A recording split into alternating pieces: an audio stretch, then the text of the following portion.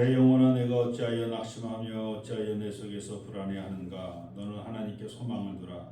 그가 나타나 도우심으로 말미암아 내 하나님을 여전히 찬송하리로다. 오늘도 하나님의 성호를 찬양하기 위해 달려나온 개동의 모든 성도님들 한 분 한 분을 축복하여 주옵소서. 하늘의 위로와 평안으로 가득 채워 주옵소서. 예수님의 이름으로 기원드립니다. 24장 24장입니다.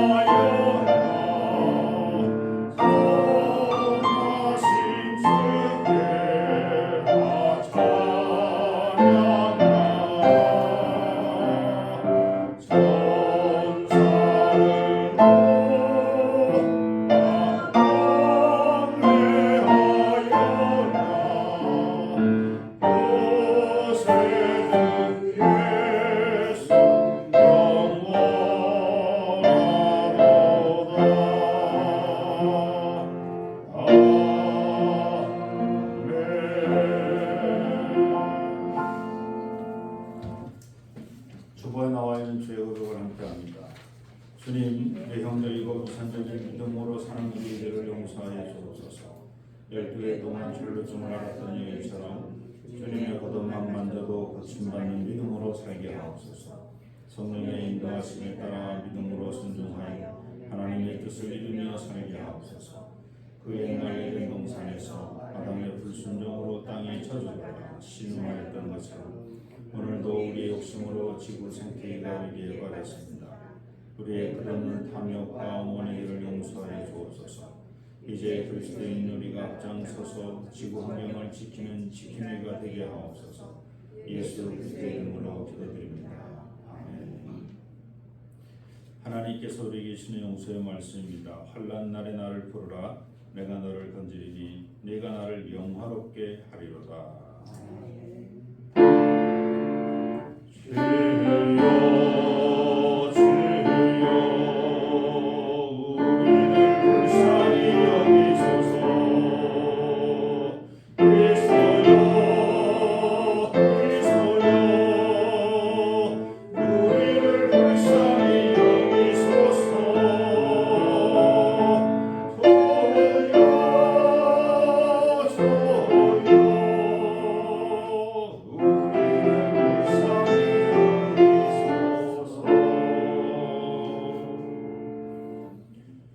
교동문 113번입니다. 태초에 하나님이 천지를 창조하시니라.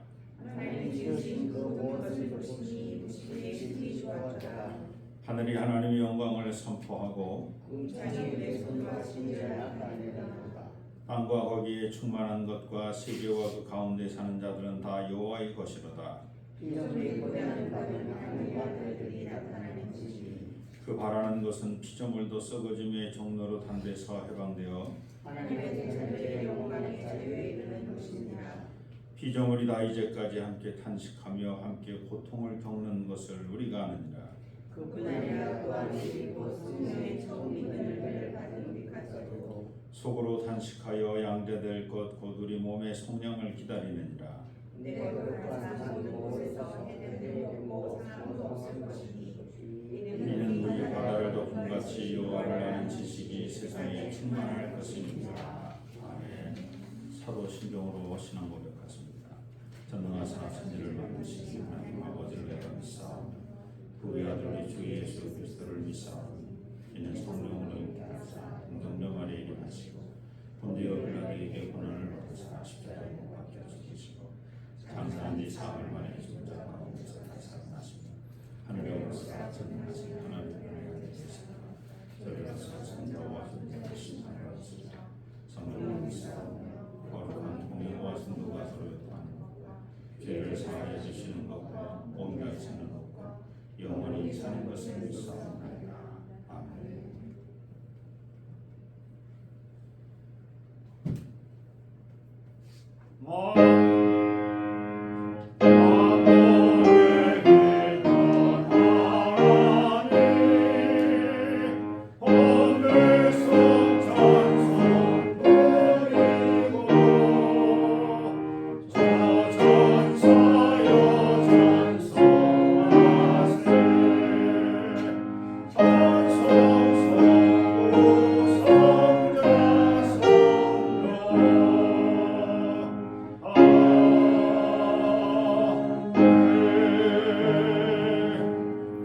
자리에 앉으시기 바랍니다. 오늘도 하나님의 큰 사랑을 경험하는 한 날이 되게 도와 주옵소서. 하나님의 뜻이 이 땅에서 우리 개동교회 모든 성도님들 한 분 한 분을 통해서 이루어지고 있는 줄로 믿습니다. 세상의 빛으로 소금으로 불러주셨사오니 그 빛으로 소금으로 살아가는 진정한 그리스도인이 되게 도와 주옵소서. 교회를 이 땅에 세우신 하나님의 뜻이 계신 줄로 믿습니다. 주변에 죽어가는 수많은 영혼들을 향하여 빛을 발하게 도와 주옵소서. 어둠을 뚫고 그들의 심령을 향하여 하나님의 진리의 복음을 선포할 수 있는 저희들이 되게 도와 주옵소서. 세상의 사람들은 하나님을 알지 못하며 자기들 나름대로 열심히 살고 잘 산다고 말은 하지만 실질적으로 저들의 삶이 부패하여지고 정욕에 빠져 또 우상에 빠져 살고 있는 삶임을 깨닫게 하여 주옵소서. 하나님을 아는 지혜와 지식이 없음으로 말미암아 영생을 누리지 못하는 저들을 불쌍히 여겨 주옵소서. 저들을 향하여 저희들의 입술을 열게 하여 주시고 저들에게 하나님의 복음을 증거할 수 있는 용기도 허락하여 주옵소서.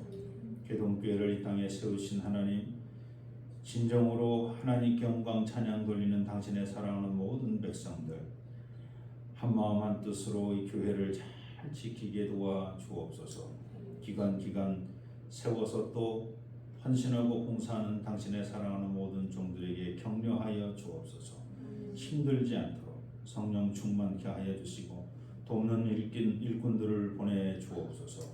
교회 학교가 차고 넘치게 도와주옵소서. 찬양대가 부흥하게 도와주옵소서. 각 속회마다 새신자들이 차고 넘쳐 서로 기도하게 도와주시옵소서. 정말 하나님의 일꾼들, 하나님을 사랑하는 모든 사람들이 이 자리에 가득 채워져서 기쁨으로 감사함으로 하나님께 영광 돌릴 수 있도록 개동교회를 써 주시옵소서. 오늘도 또 귀한 말씀 함께 나눌 터인데 그 말씀으로 저희들의 심령이 변화되게 하여 주옵소서. 깨닫지 못했던 말씀을 깨달음으로 말미암아 저희들의 삶이 더 풍성해질 수 있도록 축복하여 주시옵소서. 이 나라의 민족을 주님께 맡깁니다. 하나님, 이 땅을 불쌍히 여겨 주옵소서. 남한을 불쌍히 여겨 주시고 북한을 불쌍히 여겨 주옵소서.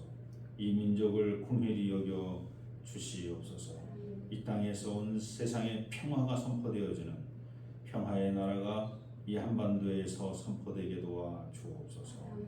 예수님의 이름으로 감사하며 기도드립니다. 하늘에 계신 우리 아버지여 이름이 거룩히 여김을 받으시오며 나라가 임하시오며 뜻이 안에서 이루어진 것 같이 땅에서도 이루어지이다. 오늘 우리에게 일용할 양식을 주시옵고 우리가 우리에게 죄진 자를 사하는 것 같이 우리 죄를 사하여 주시옵고 우리를 시험에 들게 하지 마시옵고 다만 악에서 구하시옵소서. 나라와 근세와 영광이 아버지여 영원히사옵나이다. 아멘. 오늘 이 아침 우리에게 주시는 하나님 말씀입니다. 마태복음 9장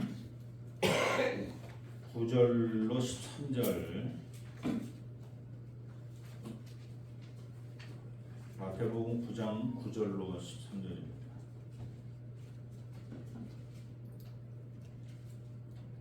제가 공독하겠습니다. 예수께서 그것을 떠나 지나가시다가 마태라는 사람이 세간에 앉아 있는 것을 보시고 이르시되 나를 따르라 하시니 일어나 따르니라. 예수께서 마태의 집에 앉아 음식을 잡수실 때에 많은 세리와 주인들이 와서 예수와 그의 제자들과 함께 앉았더니 바리새인들이 보고 그의 제자들에게 이르되 어찌하여 너희 선생은 세리와 주인들과 함께 잡수시느냐. 예수께서 들으시고 이르시되 건강한 자에게는 의사가 쓸데없고 병든 자에게라야 쓸데있느니라. 너희는 가서 내가 공의를 원하고 제사를 원하지 아니하노라 하신 뜻이 무엇인지 배우라. 나는 의인을 부르러 온 것이 아니요 죄인을 부르러 왔노라 하시니라. 545장 찬송입니다.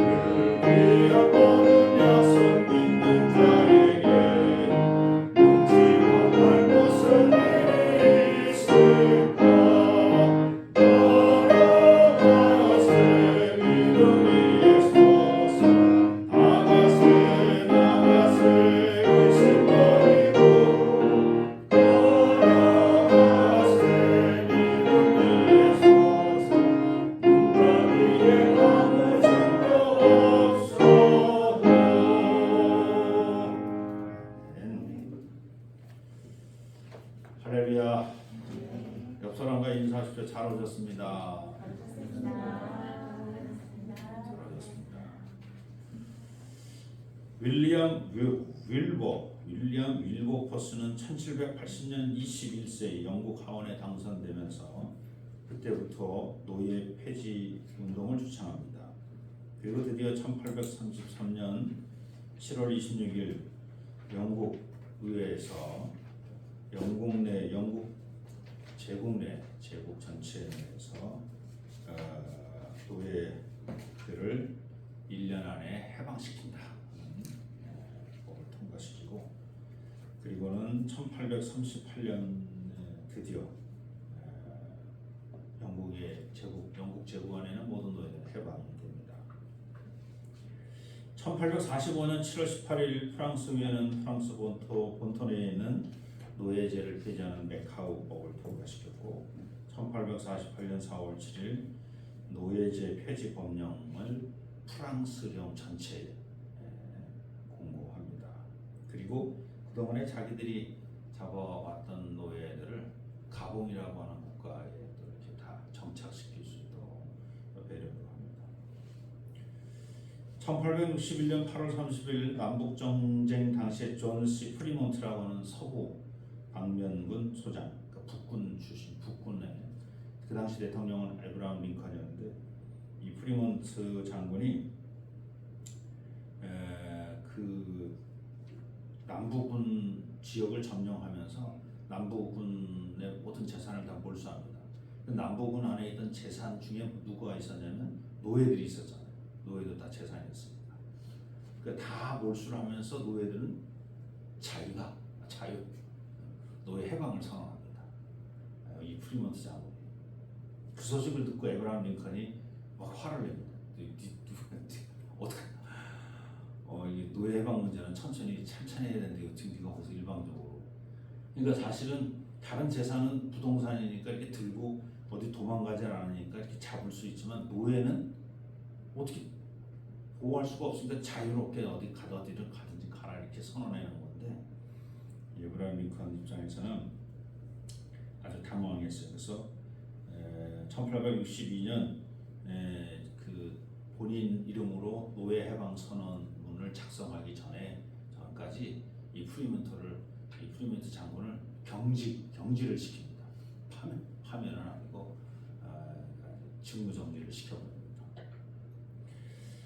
그러다 결국은 1863년 1월 1일 에브라함 링컨도 노예 해방 포고문을 선언하게 되죠. 그러니까 어떻게 보면 이 프리몬트 장군이라는 분이 먼저 느닷없이 그 재산을 어떻게 그 노예를 어떻게 관리할 수가 없으니까 노예라는 재산을 어떻게 가둬둘 수가 없어서 그냥 해방 선언한 것이 근거가 돼서 그 다음에 에브라함 링컨도 노예 해방을 선언하게 됐다는 거죠. 1862년에 에브라함 링컨이 1월 1일 날 공식적으로 선언했는데 1962년 11월 20일 케네디 행정명령 이제 11,063호 인종이나 피부색 때문에 미국 내에서 인종 분리나 차별을 요구하는 모든 법률은 미국 정부의 국가 정책에 반하며 국내에서 미국의 최선의 이익에 반하고 해롭다라고 하는 행정명령. 인종 차별하지 마라. 그러니까 이제 1862년은 노예 제도는 없어졌지만 계속 인종 차별이 있어요. 그래서 이 행정명령이 땅 떨어지고 나서부터 관공서, 그러니까 국가 재산 건물, 국가 세금으로 지은 건물에는 흑인들이 자유롭게 들어갈 수가 있었어요.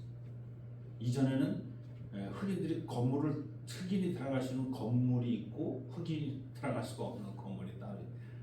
텍사스 같은 경우에는 정말 식당도 이 선언이 있고 나서도 식당조차도 흑인이 들어갈 수 있는 식당이 따로 있었고 흑인이 들어갈 수 없는 식당이 따로 있고 이렇게 구분되어져 있는 그런 지경이었었으니까 하여간 참 구별하고 사는 게 참 그렇게 오래된 역사는 아닙니다. 우리나라 같은 경우도 노비제 폐지는 1894년 갑오개혁, 갑오경장 이렇게 얘기를 하죠. 갑오개혁으로 폐지되었어요. 공노비, 국가가 소유하는 공노비, 그 다음에 산노비, 개인적으로 가정마다 가지고 있는 노비들을 일체 폐지하는 선언입니다. 근데 이제 이 폐지가 된 이유 중에 하나가 1894년 1월에 저 전라남도에서 농민 봉기가 일어납니다. 동학이라고 하는 동학도들 중심으로 해서 동학도 중심으로 동학 농민 혁명, 우리는 요새 혁명이라고 역사가 이렇게 합니다만 정말 혁명을 일으킵니다. 그때 첫 번째가 신문제철입니다. 신문제철. 이들이 외쳤던. 그래서 이들이 3월 달에 전주성 점령하고 4월 달에 진주성까지 점령을 하고 그리고 한양으로 올라오는 중에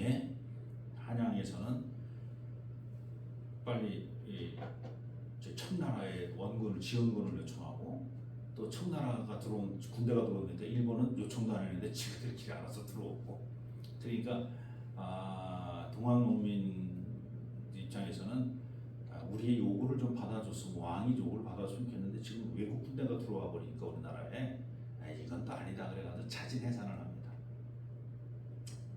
자진해산. 그리고 그해 겨울 이제 11월 달쯤 돼서 이 가부경장 개혁을 이렇게 해서 신분제 철폐를 하는 겁니다. 노비제도를 없애는 거죠. 뭐 당시 노비제 철폐로 말미암아 신분제도가 공식적으로는 폐지됐지만 이후에도 일부 양반들 사이에서는 여전히 뭐 정서적으로도 그렇고 양반과 천민을 구분해내는 그런 의식이 아주 강했죠. 그러다가 우리가 을사늑약 1905년 을사늑약 그 다음에 1910년 경술국치를 지나면서 이제 양반 쌍놈이 없어졌잖아요. 일본분 조선놈 이렇게 구분이 되기 시작한 거예요. 조선놈 안에 양반 쌍놈 개념이 이제 희미해지기 시작한 거예요. 강제적으로 일본 사람들이 볼 때는 조선놈들이지 뭐 조선놈 중에 양반분, 조선놈 중에 천민분 이렇게 얘기합니다. 다 조생진이지. 그러다가 이제 일제 강점이 끝났는데 전쟁이 일어난 거죠. 이 전쟁 3년을 겪으면서 이 대한민국에는 완전히 이제 양반 쌍놈이라는 그 인식 자체가 사라져 버렸어요. 그러니까 조국을 수호하는 애국자와 비애국자, 또 공산당과 비공산당, 공산주의자와 비공산주의 아닌 사람 이렇게 이제 구분되어지는 양반 쌍놈 다 없어졌죠. 바로 그 신분 질서가 없어짐으로 말미암아 이 대한민국이 이렇게 정말 고도 성장을 이루고 정말 70년 해방된 이제 70년 요 상황 전쟁 끝난 지 70년 요 상황에 정말 세계 10대 무역 국가가 되고 세계 강국이 됐다는 것은 이 신분 질서가 없어졌기 때문에 신분 질서. 열심히 공부했는데도 계속 쌍놈이야. 내가 계속 천민이야. 아무것도 못해. 검사, 판사, 의사도 아무것도 못해. 그러면 나라가 발전하겠습니까? 아무것도 안 하고 그냥 태어나길 금수저로 태어났어. 그러면 아무것도 몰라. 근데 의사, 변호사, 판사, 검사 이 사람들이 다 하고 앉아있으면 되겠습니까? 정말 신분 질서가 없어졌다라고 하는 그 자체가 어느 위대한 지도자가 나와서 위대한 지도자가 이 땅을 잘 이끌어서 이 나라가 부흥성장된 게 아니라 이 땅의 부흥성장은 민초들이 다 이뤄놓은 겁니다.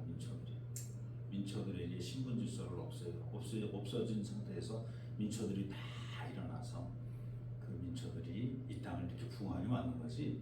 저는 훌륭한 무슨 지도자 하나 잘 뽑아보면 민초들이 나죠. 결정적인 순간에 뭐 임진왜란 때도 지도자 다 도망다니고 다 민병들이 있어, 의병들이 일어나가지고 나라 다 회복해놓고 보니까 다시 또 들어와가지고는 공치사하는데 왕을 수행했던 사람들만 다 1등 공신이고 다 의병들은 다 역적들로 다 몰아가. 아이고 참 말을 말하지. 그 역사 공부를 하면 할수록 막 속상해.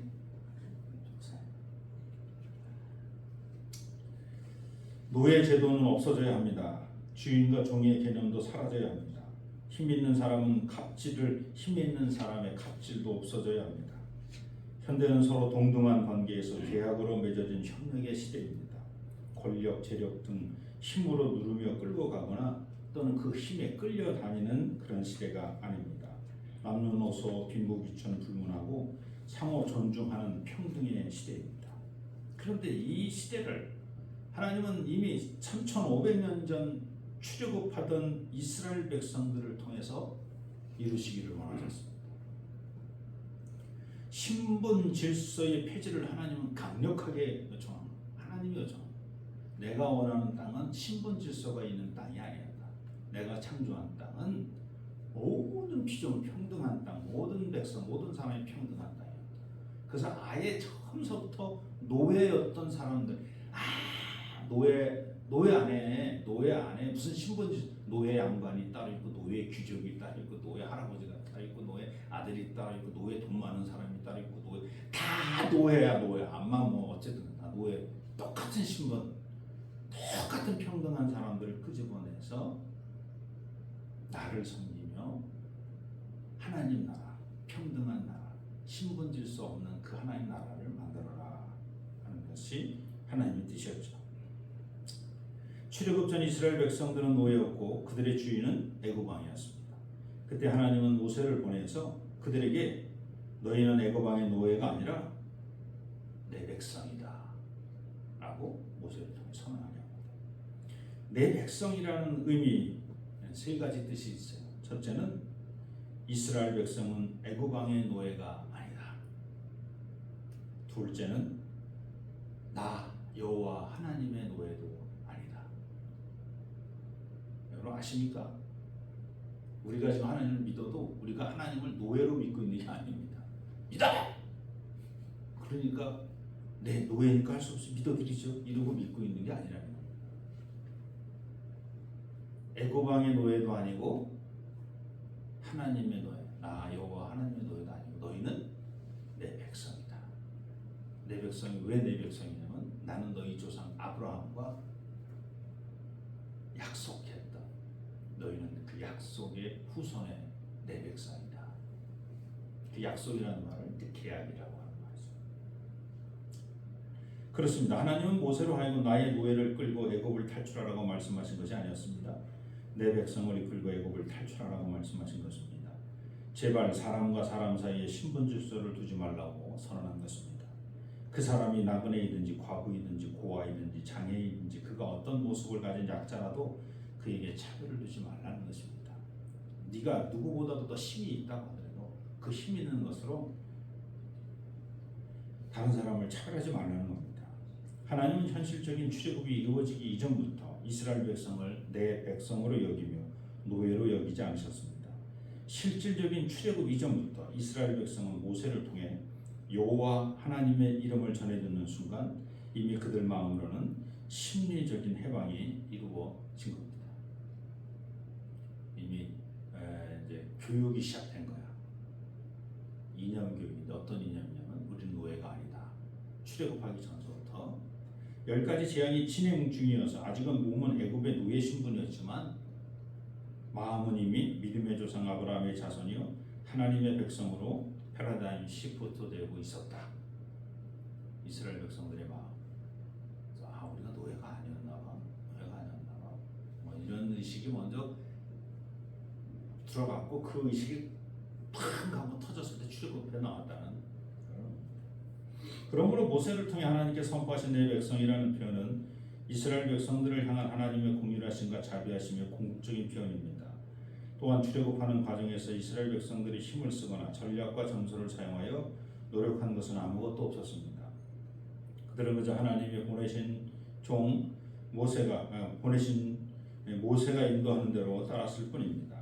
그러므로 출애굽 사건은 전적으로 하나님의 공률하심으로 이루어진 사건입니다. 여기서 우리는 이스라엘 백성들이 광야 생활을 할 수밖에 없었던 이유를 찾아야 합니다. 출애굽 이후 일주일 늦어도 열흘 안에 바로 가나안 땅으로 입성할 수 있었지만 그런데도 하나님은 그들을 40년 동안 광야에서 생활하게 하셨습니다. 먹이시고 입히시고 따뜻하게 재우시는 수고를 하시면서 그렇게 하셨습니다. 그 이유는 무엇입니까? 이스라엘 백성들이 430년 동안 애굽에 살면서 애굽 안에서 가졌던 그 노예의 근성들, 자기도 모르는 노예 근성이라고 하는 것은 누군가를 자기 주인으로 자꾸 삼으려고 하는 우상을 숭배하려고 하는 그 우상의 마음들을 뽑아내기 위함입니다. 노예에게 매일의 삶에서 필요한 것이 무엇입니까? 좋은 먹을 것이 넘치고 좋은 입을 것이 넘치고 좋은 잠잘 것이 있으면 그 노예는 참 행복한 노예일까요? 아닙니다. 노예에게 아무리 좋은 것을 쥐어주고 그에게 금은보화를 쥐어주고 내 노예야, 내가 너를 사랑해, 내가 너한테 금은보화를 준단다. 요건 귀걸이도 하고 코걸이도 쓰고 팔찌도 써라. 그런다고 그 노예가 행복해요. 행복해요 그러겠습니까? 노예에게 가장 중요한 것은 해방과 자유입니다. 그런데 자유와 해방을 주신 하나님께 그 노예들이 항명을 합니다. 가나안 땅으로 들어가기 전에 광야 잠깐 지나가는 사이에도 항명을 하죠.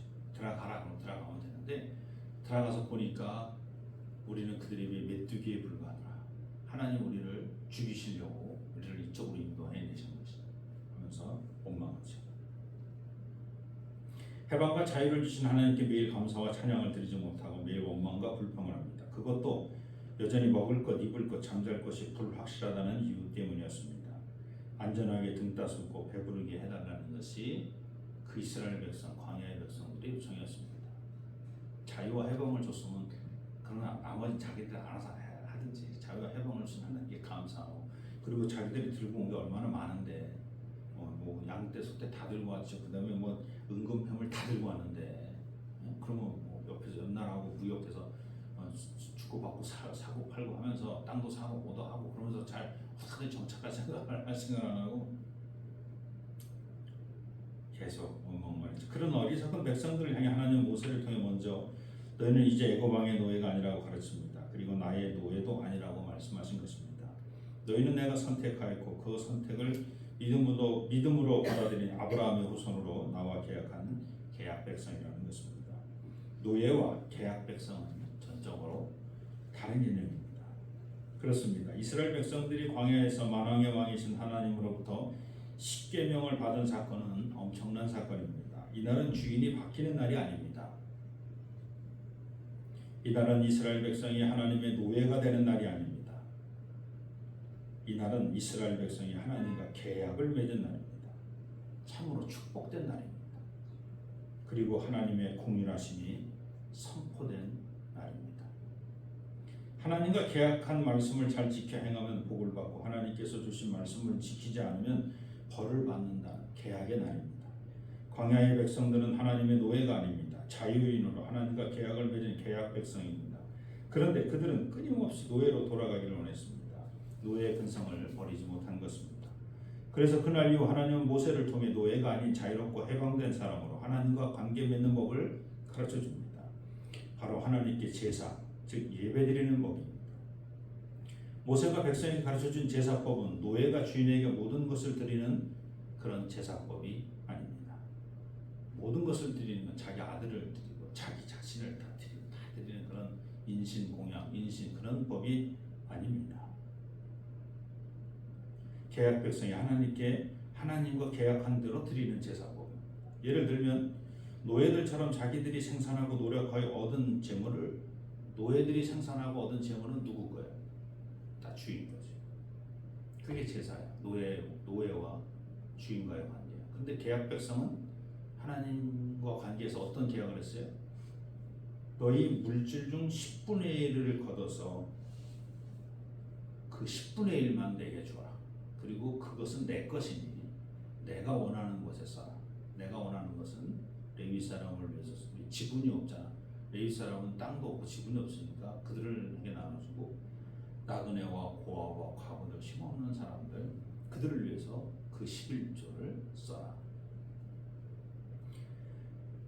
또한 노예들처럼 일상의 모든 삶을 드리는 것이 아니라 노예의 하루 이틀 3일 4일 하루 매일매일 살아가는 그 노예의 삶은 누구일 거야? 주인 거야. 근데 하나님이 원하는 거는 그러지 않아요. 하나님은 일주일 7일 중에 6날은 니들 마음대로 살아라. 근데 하루는 내 날이다. 나한테 그 계약을 맺은 거야. 그게 안식일 법이에요. 그리고 6년은 열심히 일하고 또 7년째 되는 날은 쉬어라. 안식년 법이에요. 그게 하나님의 법이에요. 그것은 너를 포함해서 나그네도 내가 부리는 네 집에 종이 있다 할지라도 네 집안의 가축까지도 다 그 법을 따라. 이게 하나님과 이스라엘이 맺은 계약은 주인과 종의 계약이 아니라는 것을 우리에게 증명하고 있습니다. 이는 오늘 우리도 마찬가지입니다. 하나님을 섬기되 하나님의 노예로 하나님을 섬기는 것이 아닙니다. 자유인으로 하나님께서 약속하신 대로 구세주를 보내주셨다는 그 약속을 믿는 믿음으로 섬기는 사람들이 되셔야 됩니다. 하나님의 큰 역할, 절대적인 주권, 하나님의 눈밖에 나면 내가 벌받고 뭐 죽을까봐 두렵고 그래서 그냥 할 수 없이 그냥 할 수 없이 내가 나와서 기도하고 할 수 없이 나서 하나님은 그런 예배 안 받으십니다. 마지막으로 하나님께서 모세를 통해 가르쳐주신 제사법은 노예가 아닌 자유인으로 하나님과 계약을 맺은 백성답게 하나님께 감사와 찬양을 드릴 때는 그 드린 것에 대해서는 남김없이 아끼지 말고 다 태워드리라는 겁니다. 번제로 드리라는 것입니다. 남겨서 그 남은 것을 누가 쓸 것인지 하나님께 드리는데 생각보다 많이 남았어. 감사제를 드리려 하는데 화목제를 드리려 하는데 많이 남았어. 화목할 사람이 너무 인원이 적어가지고 남았어. 그래서 그날 밤 저녁에 다 먹을 때까지 다 먹고 남는 건 다 어떻게 해야 돼? 다 태우라는 거야. 하나님께 헌신하고 드린 것은 그때그때 다 태우라는 거야. 자꾸 남겨서 어떤 좋은데 귀한데 더 좋은 하나님의 하나님의 뜻은 그때그때 거둔 거, 그때그때 헌신한 거는 그때그때 다 태워드리라는 거예요. 남기면 이거 누구한테 갈까? 이거 누가 어디다 쓸까? 뭐 이런 싸운다는 거야. 하나님께서 모세에게 가르쳐준 제사인 감사제사, 화목제사, 그리고 속죄제사의 의미가 바로 여기 있습니다. 감사제사를 드린 이후, 화목제사를 드린 이후, 그리고 속죄제사를 드린 이후 제물이 남는 게 아니라 감사제사를 지내고 나서 남는 건 감사가 남고, 화목제사를 지내고 나서 화목제물이 남는 게 아니라 화목이 남고, 속죄제사를 드리고 나서 그 속죄제사를 드린 제물이 남는 게 아니라 서로 긍휼히 여기고 서로 죄를 용서하는 속죄가 남는 거야. 죄를 대속하는. 그게 하나님이 원하는 제사. 그런데 왜 이스라엘 백성들은 하나님께서 감사와 화목과 긍휼을 베푸는 것보다 그 제물을 받는 것을 원한다. 하나님은 이 제물을 더 원하신다. 우리가 하나님께 감사드리는 것보다 감사 예물을 소로 드리느냐, 양으로 드리느냐, 양도 흠없는 양으로 드리느냐, 아니면 이것저것도 없으면 비둘기로 드리느냐. 아이고 비둘기는 창피해서. 근데 하나님은 소로 드릴 수 있는 사람은 소로 드리고, 양으로 드릴 수 있는 사람은 양으로 드리고, 그것도 없어서 비둘기, 정말 가장 하루 품삯의 반 정도면 살 수 있는 그 작은 비둘기, 아니면 네가 비둘기 잡아와서 드리는 거지.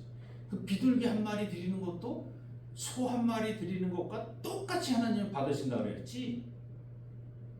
언제 제물을 원해? 하나님 원하는 거는 감사고, 하나님 원하는 건 너희의 화목이고, 너희의 서로 죄를 용서하는 용서 화목이고, 또 너희의 죄를 용서하는 속죄지.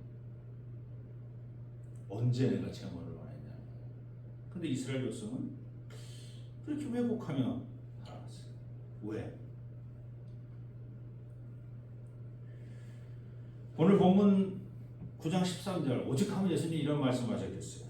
너희는 가서, 13절 다 같이 한번 읽어보겠습니다. 너희는 가서 내가 긍휼을 원하고 제사를 원하지 아니하노라 하신 뜻이 무엇인지 보라. 나는 의인을 부르러 온 것이 아니라 죄인을 부르러 왔다 하시니라. 그러니까 제가 지금 이제 하나님께서 긍휼을 원하고 제사를 원하지 않는 것을 쭉 설명해 드렸어. 지금 하나님 뭔 제물을 뭘 원하셨다고 하나님이. 근데 자꾸 제물을 가지고 자꾸 제물을 누가 많이 냈냐 적게 냈냐, 이 제물을 남겨서 뭐에 쓰고 어디다 쓰고 저기 하고 자꾸. 시간이 흐를수록 하나님과 계약된 백성임을 잊어버렸습니다. 하나님의 은혜로 노예에서 해방되었다는 것을 잊어버렸습니다. 서로 간 공유를 베푸는 것을 잃어버렸습니다. 하나님께 공유를 받아야 한다는 의식이 사라졌습니다. 신앙생활은 일상생활에서 하나님의 말씀을 기억하며 그 말씀 따라 바르게 사는 것이 신앙생활인데 자꾸 재물 중심으로 바뀌었다는 것. 하나님께서 원하시는 제사는 자유함을 주신 하나님께 감사와 찬양을 드림으로 시작되는 겁니다. 하나님이 기뻐하는 제사는 뭐냐? 감사예요. 제사 드리고 나서 감사가 계속 영혼을 또 드리고 싶은 거야. 감사 예배를 금방 드렸는데 뒤돌았으니까 또 감사할 게 또 생각나는 거야. 그냥 이 감사 예배 한 번 드리는 것만으로 안 돼. 계속 감사하고 싶은 거야. 하나님께 자꾸 감사가 생각나니까.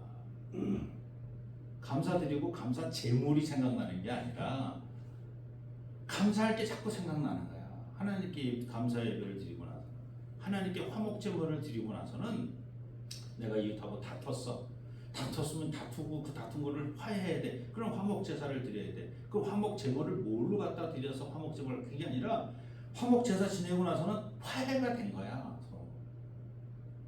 서로 좋아져. 이제 이전 건 다 잊어버리고 이제 새 사람이 돼. 서로 그게 그렇게 나옵니다. 하나님께서 원하시는 것은 이웃의 잘못이나 이웃이 죄인이다 이렇게 판단하는 게 아닙니다. 오늘 본문 11절에도 바리새인들이 보고 뭘 봤어요? 예수님이 마태 세리집을 세리는 자기들이 뭐라고 결정했냐면 쟤는 매국노야. 매국노뿐만 아니라 저거는 돈도 고리업을 하기 때문에 또 세금을 먹는 거야. 세금만 걷어 도리 없다 해서 그래서 쟤는 죄인이야 이렇게 정해버려요. 뭐 이런 기준으로 보면 요새 금융업에 종사하는 모든 사람은 다 죄인들이에요.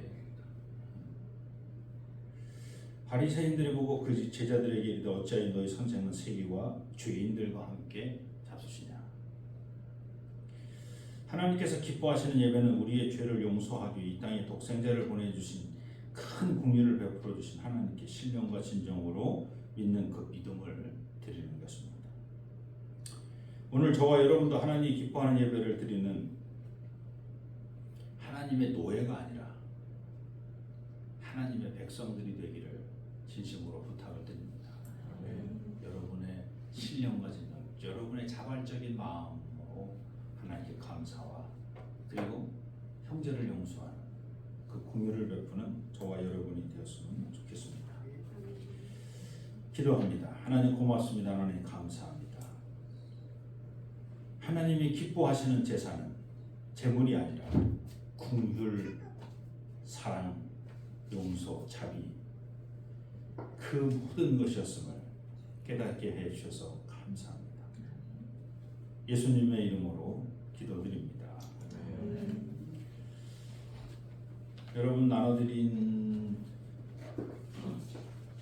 작은 쪽지 성찬식 순서입니다. 성찬으로 초대하도록 하겠습니다. 우리 마 목사님 장갑 앞에 있습니다. 장갑 준비해 주시고 또 찬송 229장 부를 때 다시 올라와 주시면 되겠습니다.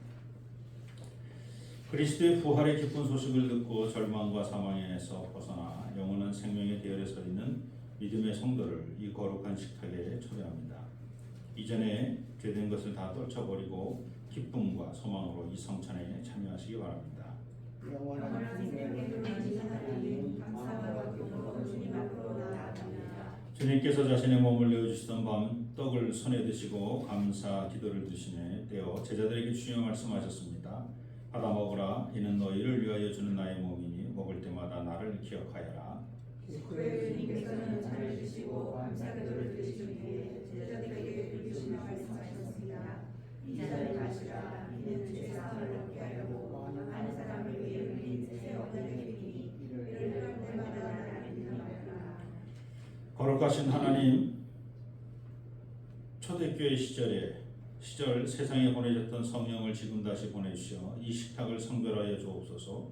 또한 성령께서 여기 모인 우리 위에 함께하사 이 떡과 포도주로 영원한 양식이 되게 하시며 이를 먹고 마심으로 그리스도의 새로운 몸을 입어 세상을 변화시키는 능력을 받게 하옵소서.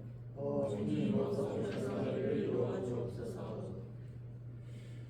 평화의 인사를 드립니다. 주님의 평화가 여러분과 함께 하시기를 바랍니다. 목사님과 함께 하시기를 바랍니다. 이제 화해와 평화의 징표로 서로 인사를 나누시기 바랍니다. 주변 사람들과 함께 인사를 나눕니다. 주님의 평화가 함께 하시기를 바랍니다. 주님의 평화가 함께 하시기를 바랍니다. 네.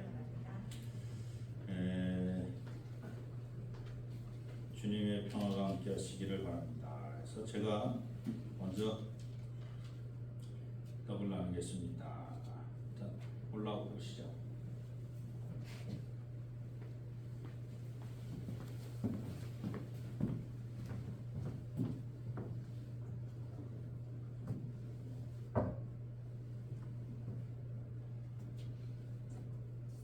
이 떡은 주님의 몸입니다. 이 떡을 서로 먹고 나누면서 우리 주님의 몸을 기념하시기를 진심으로 부탁을 드립니다. 이는 주님께서 흘리신 십자가에서 흘리신 보혈의 피입니다. 이 잔을 들고 마실 때마다 우리 주님께서 이 땅에 오셔서 피 흘리셨던 그 사랑의 피를 저희고 기억하시기를 진심으로 부탁을 드립니다.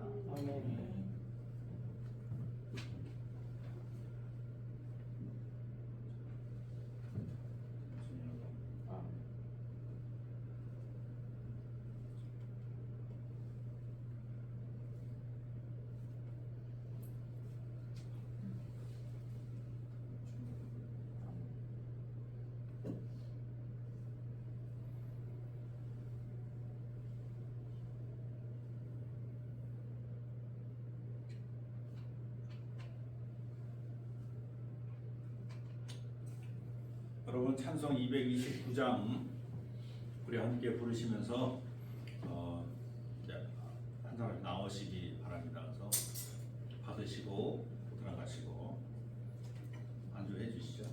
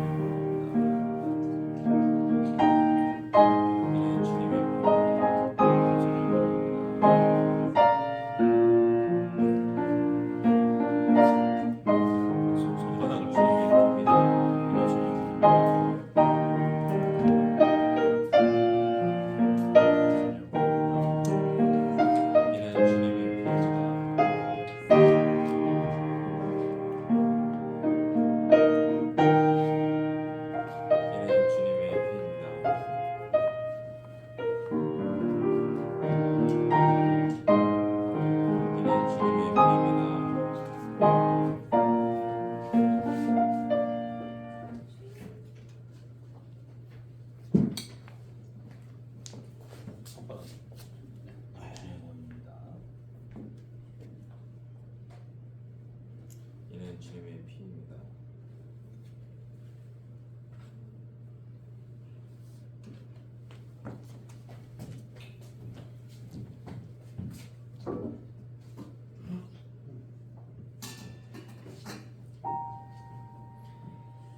네, 우리 인원이 많지 않아서 바로 공동기도 함께 하겠습니다. 전능하시고 영원하신 하나님, 부활과 구원의 신비 속에 생명의 양식을 채워주시니 감사합니다. 이제 성령으로 보호하여 주시어 홍해를 가르고 광야를 가르시고 하나님께서 약속하신 가나안 땅으로 향할 때 그 어떤 시험과 고난이라도 능히 이기게 하옵소서. 간절한 마음으로 기도하기는 오늘 성만찬에 참여한 우리 모두 성령의 권능을 받아 땅끝까지 복음을 전하는 주님의 증인이 되게 하옵소서. 또한 그리스도의 고난에 참여하여 부활의 생명을 얻은 우리 모두 예수 그리스도와 함께 세상의 빛과 소금으로 살게 하옵소서. 길이요 진리요 생명이신 예수 그리스도의 이름으로 기도합니다. 아멘. 우리 다 자리에서 일어나셔서 봉헌성 함께합니다.